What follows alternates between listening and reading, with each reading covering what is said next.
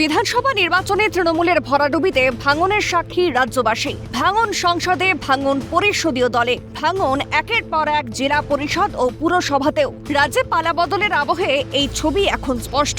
এবার সেই তালিকায় যুক্ত হল ঝাড়গ্রাম জেলা পরিষদ। 19 সদস্যের ঝাড়গ্রাম জেলা পরিষদের মধ্যে 13 জন সদস্য অনাস্থা প্রস্তাবে সমর্থন জানিয়ে বর্তমান বোর্ড ভাঙার সিদ্ধান্ত নিয়েছেন। এর আগে ওই সদস্যরা জেলা শাসকের কাছে লিখিতভাবে অনাস্থার কথা জানিয়েছিলেন। তাদের অভিযোগ ছিল জেলা পরিষদের সভাধিপতি চিন্ময় মারান্ডির নেতৃত্বের ওপর তাদের আস্থা নেই। তার প্রেক্ষিতে বুধবার জেলা পরিষদ কার্যালয়ে এসে প্রশাসনিক কর্তাদের সঙ্গে বৈঠক করেন অনাস্থার সমর্থনকারী সদস্যরা। বৈঠকের পর বোর্ড ভাঙার প্রক্রিয়া কার্যত চূড়ান্ত হয়েছে বলে জানা যায়। এখন প্রশাসনিক নিয়ম মেনে নতুন বোর্ড গঠনের দিকেই নজর রাজনৈতিক মহলের।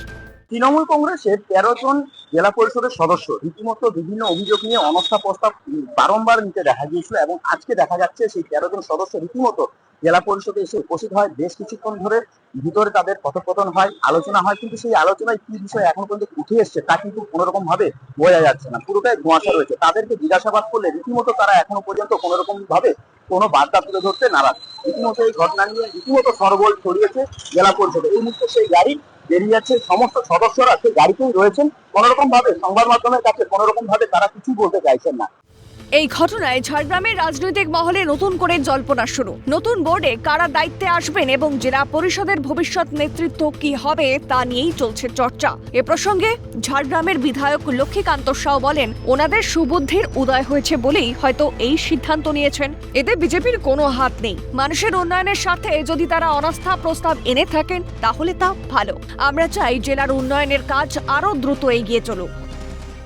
অনাস্থা প্রস্তাব তারা নিয়ে আসছেন, তাদের আস্থা নেই সেই জেলা পরিষদে যিনি সর্বেসর্বা রয়েছেন তার প্রতি তাদের আস্থা নেই, সেই জন্য অনাস্থা প্রস্তাব নিয়ে আসছেন।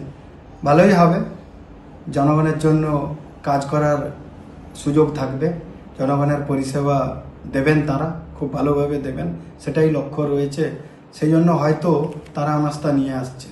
বিজেপির নেতৃত্ব তো কেউ নেই সেখানে, তারা নিজেরাই করছেন, নিজেরাই সব কিছু করছেন এবং যা কিছু হচ্ছে আইন কানুন মেনে সব কিছু হচ্ছে, সংবিধান মেনে হচ্ছে। এবং তারা হয়তো ভাবছেন যে যিনি জেলা সভাধিপতি রয়েছেন তাদের সাথে হয়তো কোঅর্ডিনেশন নেই কিংবা কোনো কিছু অভিযোগ রয়েছে, সেই জন্য তাদের মনে হয়েছে, সেই জন্য তারা করছে। একেবারে ঘুণ ধরা তৃণমূল এখন নিজেদের অস্তিত্ব সংকটে। তার মধ্যে কে আসল তৃণমূল, কে ভালো তৃণমূল, দ্বন্দ্বে অব্যাহত চর্চা। এই পরিস্থিতিতে বর্তমানে নতুন বোর্ড গঠনের প্রশাসনিক প্রক্রিয়ার দিকেই নজর রাজনৈতিক মহলের। কিন্তু এই আগামী দিনের এই জেলা পরিষদ কিভাবে পরিচালিত হবে তা নিয়ে রয়েছে দ্বন্দ্ব। রীতিমতো এই বিষয় নিয়ে এখনো পর্যন্ত কি আলোচনা উঠে আসছে তাও কিন্তু স্পষ্ট হচ্ছে না। ঝাড়গ্রাম থেকে বিদেশ বেড়া, ক্যালকাটা নিয়ে।